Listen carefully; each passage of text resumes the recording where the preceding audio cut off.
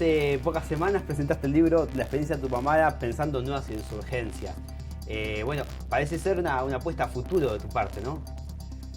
Bueno, sí, una apuesta al futuro sobre la base de un análisis del pasado, un análisis muy crítico, pero un análisis del pasado.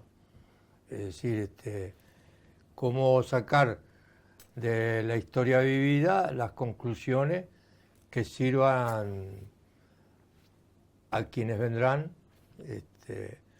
como ingrediente para su reflexión, ¿no?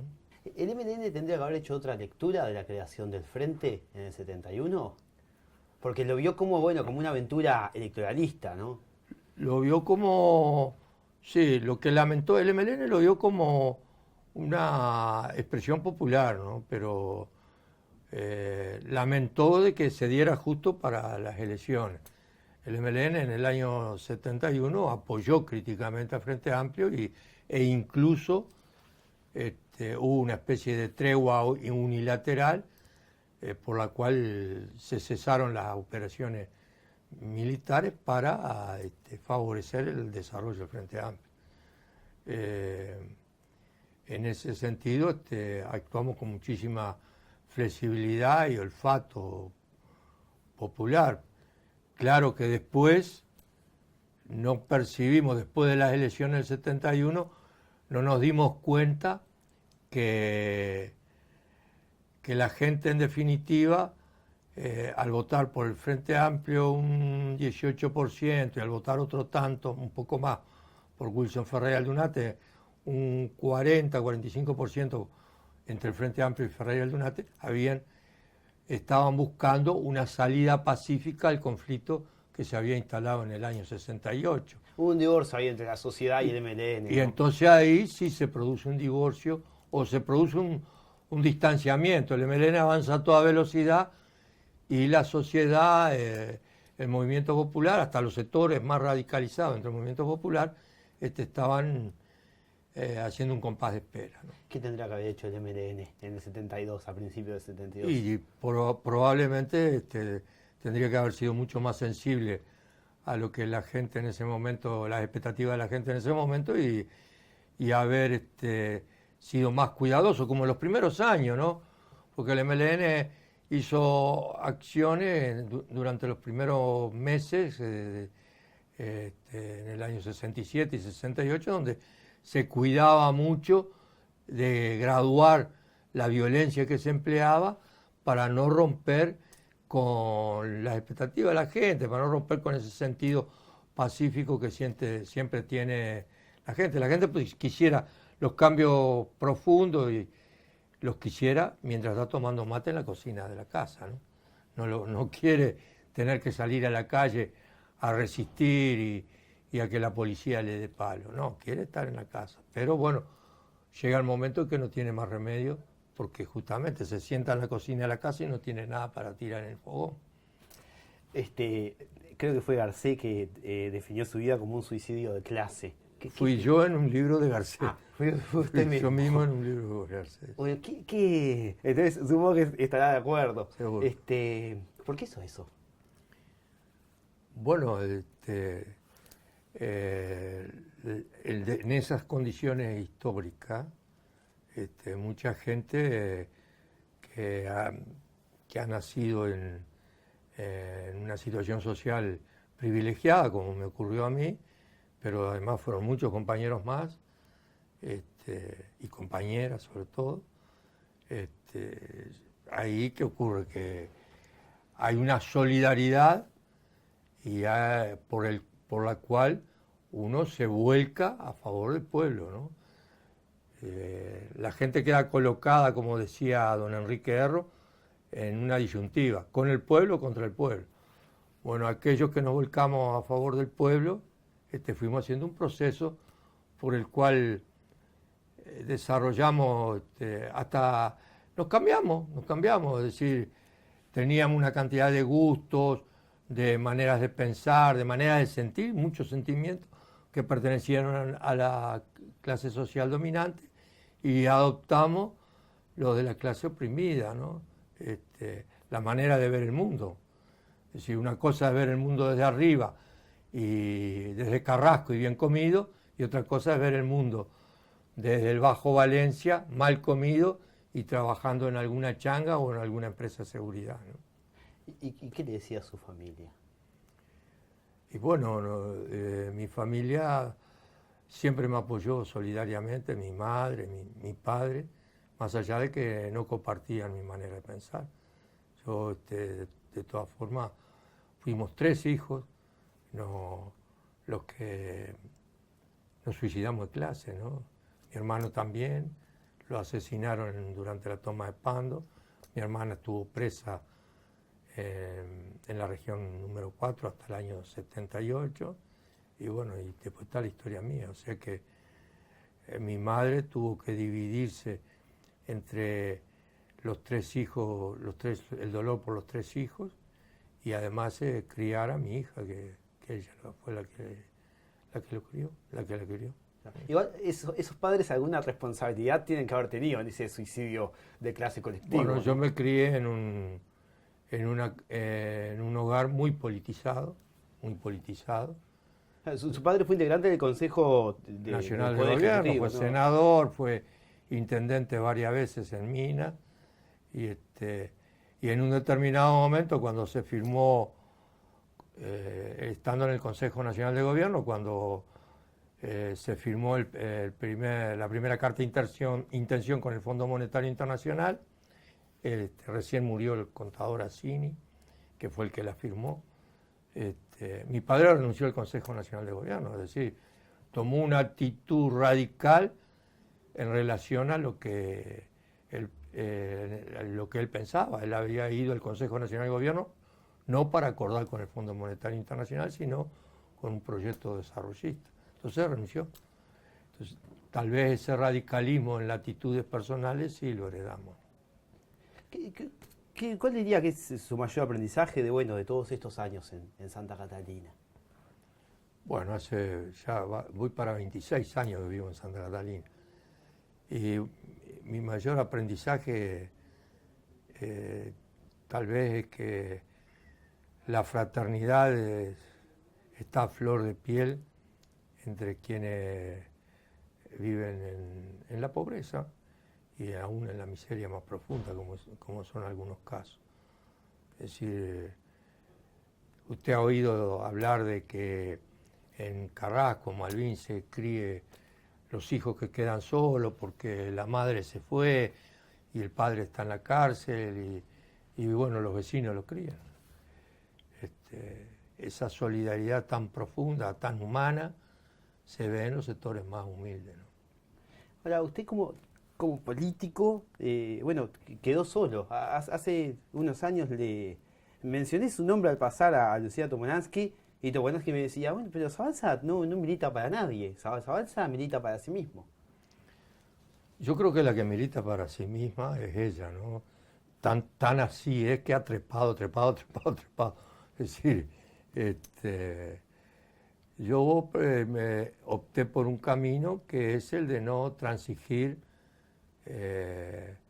con las políticas que, en definitiva, no transigir en esa opción por el neoliberalismo que han hecho tantas personas de izquierda, ¿no? Entre ellas Lucía Topolansky, José Mujica, Eleuterio Fernández Huidobro. Ese pasarse a la otra vereda, y lógicamente parece que estoy solo, pero sin embargo el día de la presentación de mi libro había más de 400 compañeros del MLN que habían pasado por el MLN, ¿no? Es decir, yo no sé dónde están los 3.500 tupamaros que pasaron por las cárceles.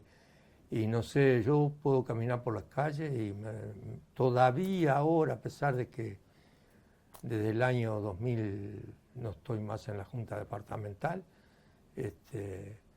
la gente me reconoce porque estuve en tal asentamiento, en tal conflicto social, en tal otro.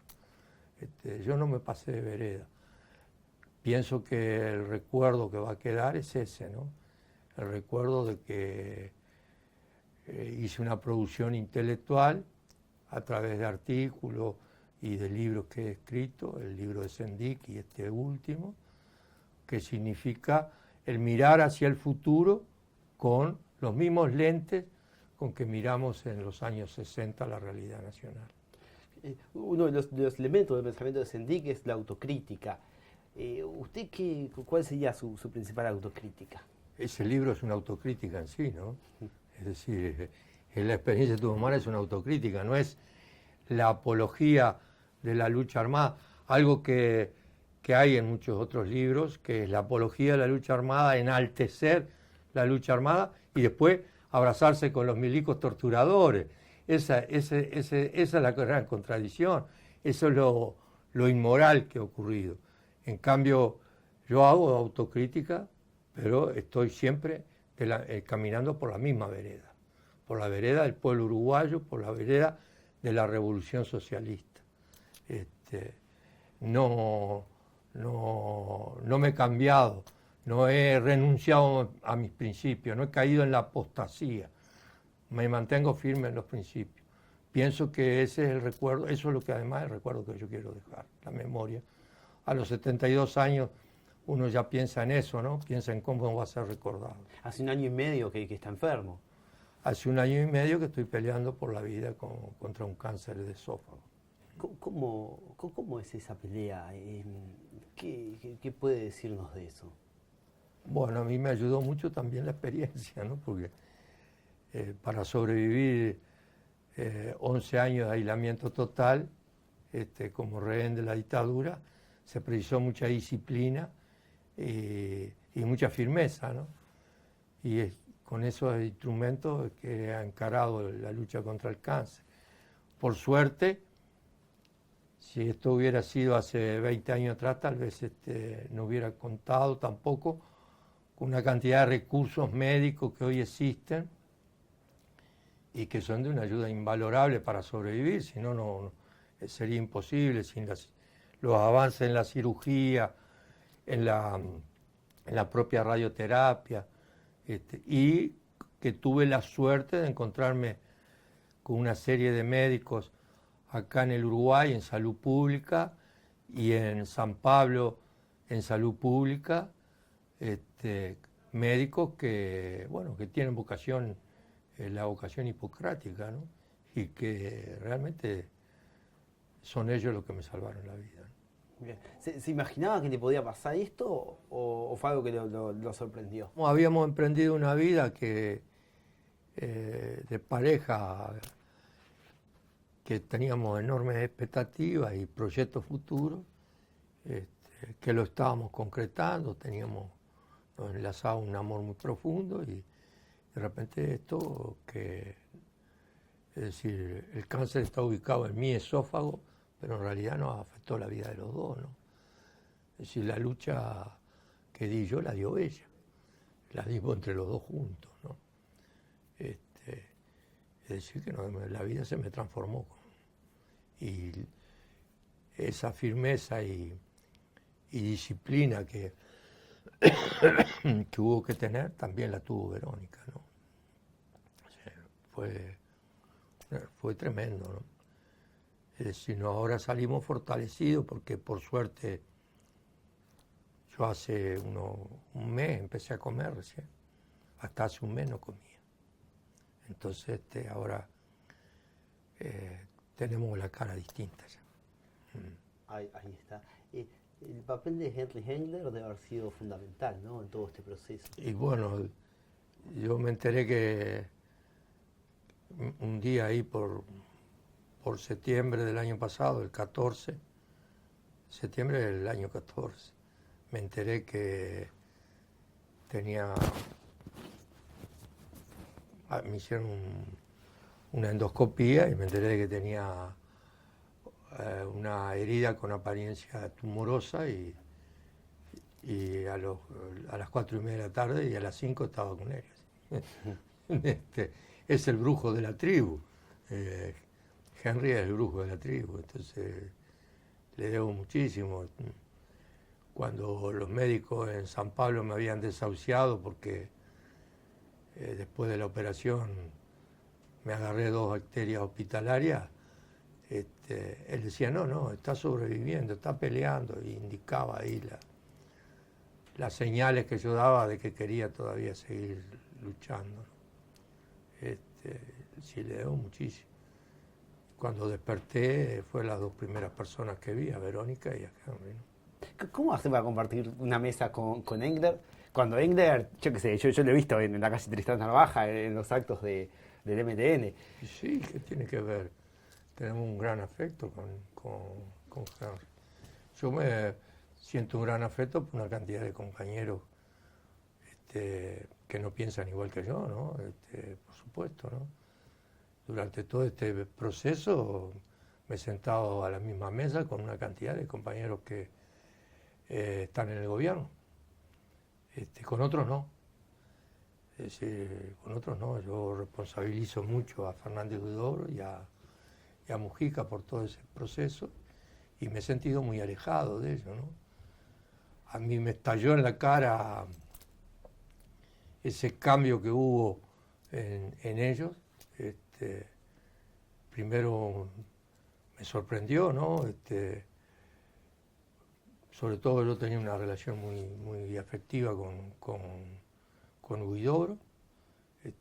Uno se sorprende de que empezara a descubrir ideas, no lo supe transmitir después al resto de mis compañeros ni a la sociedad, empezaba a descubrir los síntomas que llevaban a las posiciones que él ahora ha exhibido sin ningún tipo de pudor delante de todo el mundo, ¿no?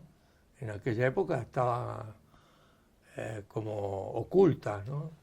Pero dada la intimidad y el compartir los organismos de dirección y el tener que tomar decisiones en conjunto, yo me daba cuenta que algo estaba pasando ahí, pero como que no quería creerlo, ¿no? Hoy en día lo veo, eso es lo que ocurre siempre, ¿no? ¿A dónde fueron los $1.000 millones del agujero que quedó en ANCAP? Al capital privado. ¿A dónde van? Porque esos $1.000 millones de dólares no se evaporaron, fueron a empresas privadas, al capital privado. Y sin embargo Mujica tiene a todo el mundo convencido de que esas fueron inversiones para defender las empresas públicas, porque las empresas públicas son necesarias para el desarrollo económico. Estamos todos de acuerdo en eso. Sin embargo, su acción, contradictoria con el discurso, favoreció a las empresas privadas. Le regaló $1.000 millones de dólares al capital privado. Pero él sigue con su completamente verso, de defender las empresas públicas. Y tiene a todo el mundo convencido de que él hizo inversiones para defender las empresas públicas. La regasificadora, ¿qué defendió a las empresas públicas? No, le regaló unos millones de dólares a varias empresas privadas. ¿Usted cree que Mujica miente abiertamente? Yo creo que sí, que él ya no distingue muy bien lo que dice y hace todo lo contrario. Va a las Naciones Unidas, se sienta allá, hace un discurso defendiendo atacando el consumismo y demostrando los males del consumismo. Viene al Uruguay, se sienta en el sillón del presidente de la República y promulga la ley de bancarización, que es una ley promotora del consumismo en el Uruguay. En el libro se analizan las raíces políticas e ideológicas de ese pensamiento que ellos hoy en día manifiestan, ¿no? Y que lo lleva a deformar la realidad. En el libro se analiza desde las discusiones en Punta Carreta sobre un proyecto de borrador de un documento 5, en el cual ya existían en germen esta manera de pensar de Fernández Huidobro y de Mujica. Es decir, en aquella época nadie lo percibía. Yo hubiera dado la vida por cualquiera de ellos dos.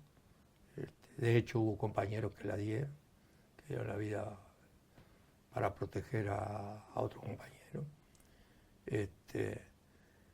Y bueno, tal vez lo peor de ese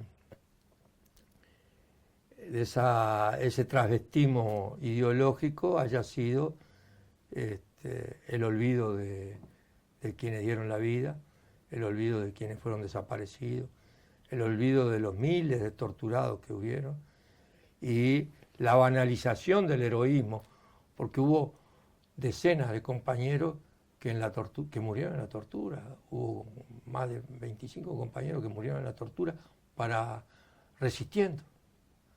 Y en lugar de enaltecer ese ejemplo, lo banaliza. Mujica lo llama una historieta en lugar de llamarlo una historia. Claro, como una aventura de su juventud, ¿no? Como algo que fue intrascendente. Se olvidan, es decir, se olvida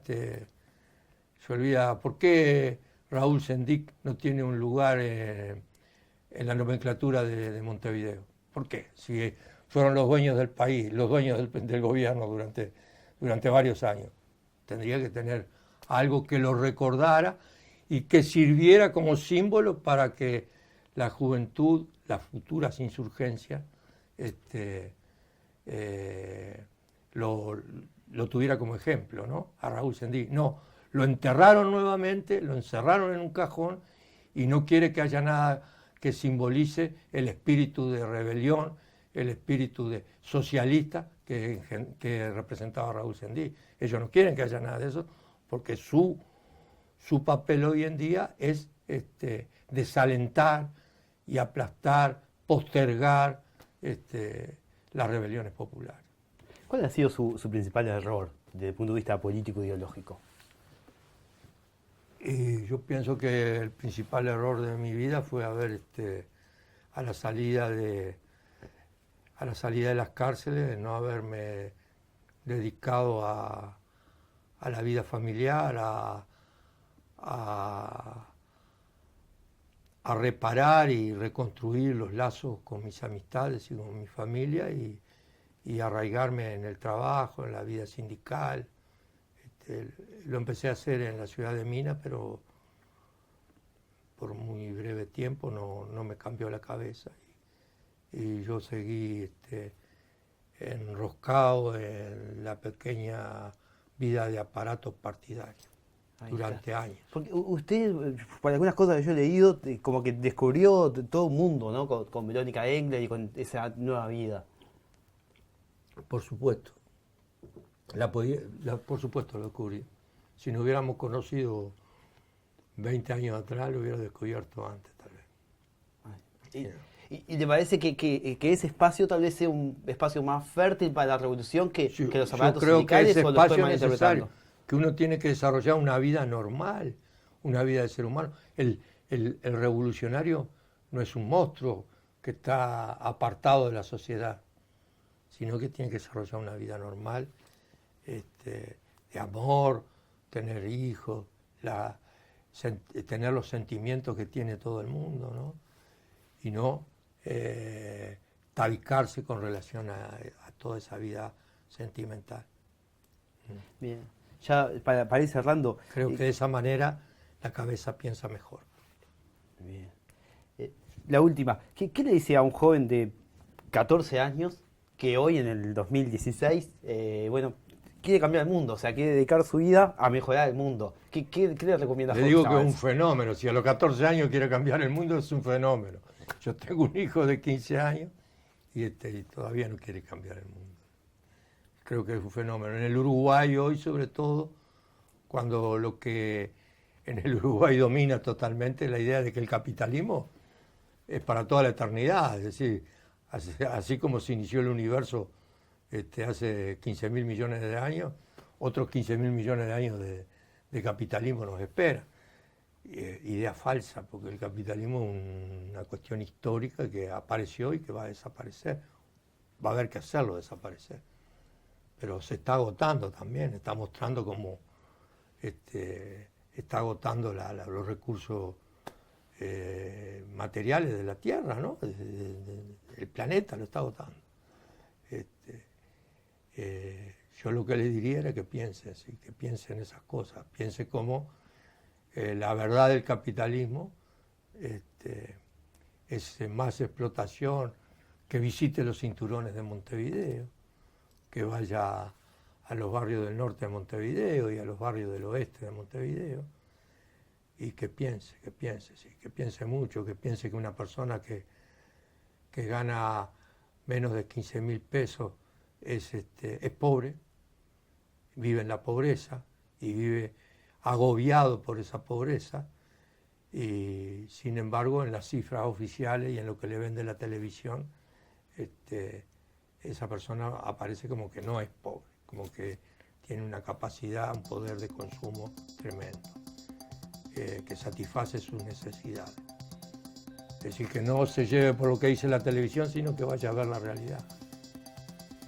Zabalza, muchísimas gracias por haber No, estado gracias. acá.